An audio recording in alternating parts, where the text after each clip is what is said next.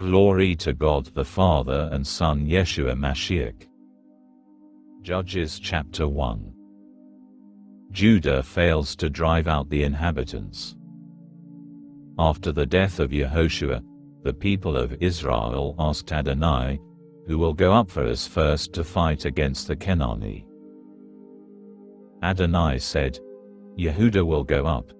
Here, I have handed the land over to him." Yehudah said to his brother Shimon, "Come up with me into my assigned territory, so that we can fight against the Kenani, and I likewise will go with you into your territory." So Shimon went with him. Yehudah went up, and Adonai gave the Kenani and the Britzi into their hands. Of those in Bezek they killed 10,000 men. They found Adoni-Bezek in Bezek, and they fought against him. They killed the Kenani and the Britzi. But Adoni-Bezek fled. They pursued him, caught him, and cut off his thumbs and big toes. Adoni-Bezek said, 70 kings, with their thumbs and their big toes cut off, gathered food under my table. God has paid me back in accordance with what I did. They brought him to Jerusalem, and he died there. Then the people of Yehudah fought against Jerusalem, captured it, overpowered it with the sword, and set the city on fire. Afterwards, the people of Yehudah went down to fight against the Kenani who lived in the hill country, in the Negev, and in the Shephelah. Yehudah also attacked the Kenani living in Hebron, formerly called Kiryat-Arba, and they overpowered Sheshai, Achaman and Talmai. From there they attacked the inhabitants of Devir. Devir was formerly called Kiryat-Sefer. Caleb said, "To whoever overpowers Kiryat-Sefer and captures it, I will give my daughter Achsah as his wife." Otni'el the son of Kenaz, Caleb's younger brother, captured it, so he gave him Achsah his daughter as his wife. After becoming his wife, she persuaded him to ask her father to give them a field. When she got off her donkey, Caleb asked her, "What do you want?" She said to him, "Give me a blessing. Since you gave me land in the Negev, also give me sources of water."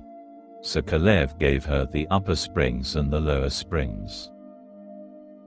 Next, the descendants of the Keni, Moshe's father-in-law, went up out of the city of date palms with the people of Yehudah into the Yehudah desert south of Arad, and they came and settled with the people.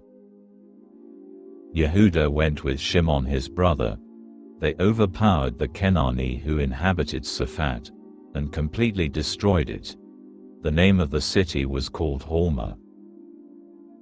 Yehudah also took Azzah with its territory, Ashkelon with its territory, and Ekron with its territory. Adonai was with Yehudah, and they took possession of the hill country, because they could not drive out the inhabitants of the valley, since they had iron chariots. They gave Hebron to Caleb, as Moshe had said to do, and he drove out from there the 3 sons of Anak. Benjamin fails to drive out the inhabitants. The people of Binyamin did not drive out the Yevuzi who inhabited Jerusalem. Rather, the Yevuzi continued living with the people of Binyamin in Jerusalem, as they do to this day. Joseph fails to drive out the inhabitants. The house of Joseph likewise attacked Beit-El, and Adonai was with them. The house of Joseph sent spies to Beit-El. The city was formerly called Luz.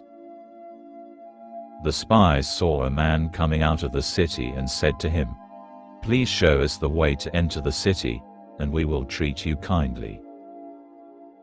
So he showed him the way into the city, and they overpowered the city with the sword, but they let the man and all his family go free. He went into the land of the Hittim, built a city and called it Luz, which is its name to this day.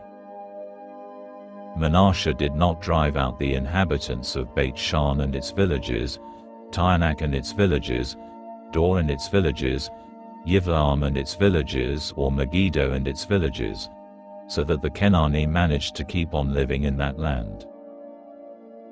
In time, when Israel had grown strong, they did put the Kenani to forced labor but failed to drive them out completely. Ephraim did not drive out the Kenani living in Gezer, so the Kenani continued living in Gezer along with them. Zebulun fails to drive out the inhabitants. Zebulun did not drive out the inhabitants of Kitron or Nahalol, so the Kenani continued to live among them but became subject to forced labor. Asher fails to drive out the inhabitants.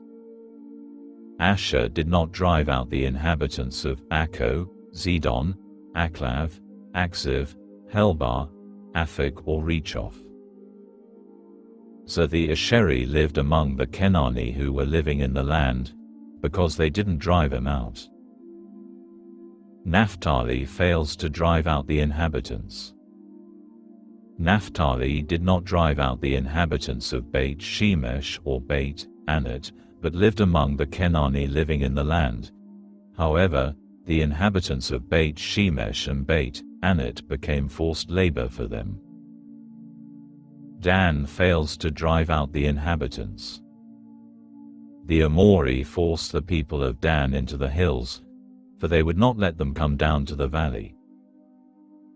The Amori had resolved to live in the Hirs hills, in Ayalon and in Shaalbim, but when the power of the house of Yosef grew greater, they became subject to forced labor. So the territory of the Amori was from the Scorpion ascent and the rock upward.